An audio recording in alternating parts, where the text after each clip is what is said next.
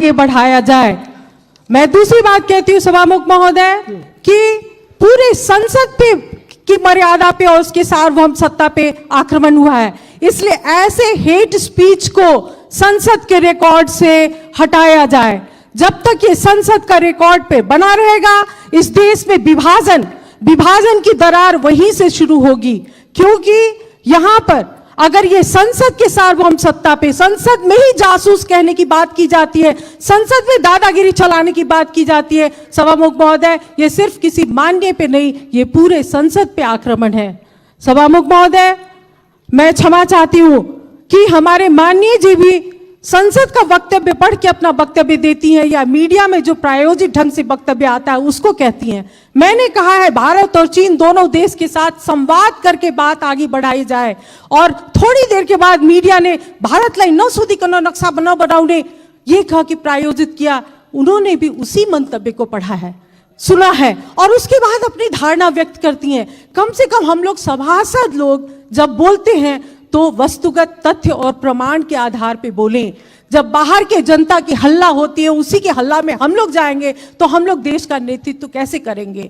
मैं जो दूसरी बात, महत्वपूर्ण बात उठाना चाहती हूं यहां पर, हमारे माननीय जी ने एक बात तो अच्छा ही कहा, भारतीय चेली को भारतीय दलाल बोलते बोलते चेली कहा, महिला है सहानुभूति होगी इसलिए इज्जत बढ़ाया है, लेकिन फिर भारतीय जासूस करके उन्होंने सब पे पानी फेर दिया। मुझको भी मालूम है सभामुख महोदय, उनके पति राप्ती जिला के दांग जिला के राप्ती गांव पालिका में जब वो चुनाव लड़ रहे थे तो उनके गांव पालिका के निर्वाचन में भारतीय रुपया बांटा गया। बाद में जब गांव वालों ने पकड़ा कि नहीं ये भारतीय रुपया तो उत्तर की छिमे के चीन की तरफ से बांटा गया है, तो कहीं इस संसद में बिना किसी बड़ी शक्ति के आरोप के बिना उनको कैसे हिम्मत हुई, कहीं हमारे उत्तरी छिमे की चीन के इशारे पे तो उन्होंने एक भारतीय चेली पे आरोप नहीं लगाया है। भारतीय चेली ऐसे नहीं आई है सभामुख महोदय, नेपाल के कानून के अनुसार आई है। और मैं एक बार और कहती हूं, मैं नेकपा पार्टी के संसदीय दल के नेता और नेकपा पार्टी के अध्यक्ष और नेतागण से कहती हूं, मैं महत्वपूर्ण बात कहने जा रही हूं सभामुख महोदय, इतिहास की जानकारी नहीं है तो इतिहास की जानकारी हमसे ले, अपने नेताओं और कार्यकर्ताओं को ठीक से प्रशिक्षित करें।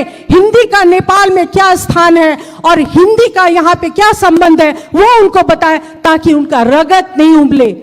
रगत, बुद्ध के संतान का रगत नहीं उबलना चाहिए सभामुख महोदय, और रगत तो बहुत का उबलता है। जब मधेसी को भारतीय और भारतीय को मधेसी बनाया जाता है तो बहुत लोगों का खून उबलता है, लेकिन हम लोग ऐसे ही चांदी के चम्मच में हम लोगों को किसी ने सभासद का सदस्य नहीं दिया है। जनता के बीच में संघर्ष करते करते करते हम लोग आए, और अंत में एक बात और मैं कहूंगी, नागरिकता के विषय में उन्होंने कहा है कि हम लोग क्यों राष्ट्रपति होंगे, हम लोग समय मैं एकदम खत्म कर रही हूँ, महत्वपूर्ण बात है। तो मैं भी ये चुनौती देती हूँ, मैं चुनौती देती हूँ कि 2072 साल का संविधान बनाने वक्त जब मधेसी सड़क पे थे तो उन्होंने आर्टिकल 279 लाके हमारे हाथ और पैर में जंजीर बांधी है।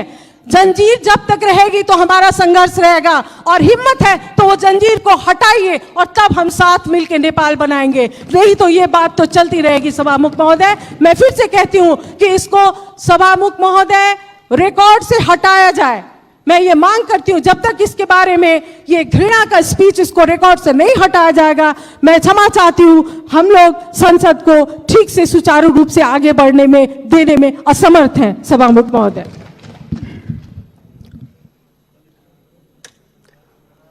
माननीय श्री अमृता देवी अग्रहरी, समय 3 मिनट।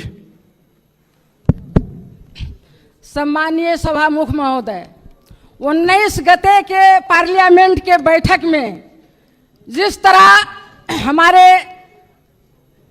माननीय गंगा चौधरी जी ने जो शब्द का प्रयोग किया है उससे हमारी पार्टी का ध्यान आकर्षण हुआ है। मैं स्पष्ट ढंग से कहना चाहती हूं कि माननीय गंगा चौधरी जी को माफी मांगना होगा। माननीय सदस्य माननीय सभामुख महोदय, जो भी इस सदन में सांसद के रूप में उपस्थित है वो संपूर्ण प्रक्रिया पूरा माननीय करके ही सदस्य संसद मर्यादित में ढंगले आया हुआ बोल्नु है। होला तपाईहरु बस्नुस्। इसलिए मैं आपसे स्पष्ट बस रूप मेरो में ध्यान कहना आकर्षण चाहती भयो, हूँ कि ये सदन जो है ये खून खौलाने वाला जगह नहीं है। स्तरीय भाषामा बोल्नु होला, सम्माननीय विषयमा केन्द्रित गरेर सभामुख बोल्नु होला। महोदय, यहाँ खून ठंडा करके बात करना चाहिए। और अगर किसी का खून बहुत ज्यादा गर्म होता है तो बागमती में जाकर छलांग लगाना चाहिए सभामुख महोदय। यहाँ किसी का अपमान करने का जगह नहीं है। सम्माननीय सभामुख महोदय, मैं स्पष्ट ढंग से कहना चाहती हूँ कि जिस तरीके से हम लोगों के साथ भेदभाव होता आया है, किसी भी बात का एक सीमा होता है, सीमा से बढ़ करके आवाज उठाया जा रहा है, अपमान किया जा रहा है। हिंदी में जो बोलता है, हिंदी शब्द का प्रयोग उन्होंने कहा है। सम्माननीय सभामुख महोदय, आपके कार्य व्यवस्था के तहत शुरू में हम लोगों ने जब शपथ ग्रहण लिया था, उस समय पूछा गया था कि आप किस भाषा में शपथ ग्रहण लेंगे। हम लोगों ने अपना अपना उद्देश्य के तहत, जिसमें हमको सरलता होती है, हिंदी में भी जिसको जो अपना सहज होता था उस अनुसार हम लोगों ने लिखित दिया था और हिंदी में हम लोग बोलने के लिए शपथ ग्रहण लिया। और हिंदी में बोलने के लिए इस तरीके से हमारे ऊपर जो है छीटाकशी होता है, अपमान होता है।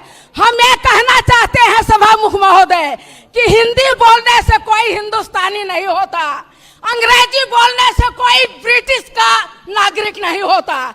जिस भाषा को जिसको सरलता होती है उसी भाषा का प्रयोग किया जाता है सभामुख महोदय।